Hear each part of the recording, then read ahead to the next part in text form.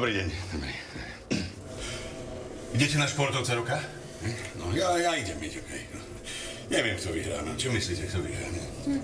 Kto by mohol vyhrať? No, Cibulková by mohla vyhrať. Nie Cibulkovú poznáte? Cibulková taká, no. Zadok má pekný, nie? Ona tenis hrá, ona neviem. No, či vyhráte tenis? Nehráte tenis? Nehrá tenis. No, ja tiež nehrám, nie, kolby ma bolia. No, ale podľa mňa vyhrajú tí hokejisti, nie? Hokejisti? No, tak, majte sa pekne.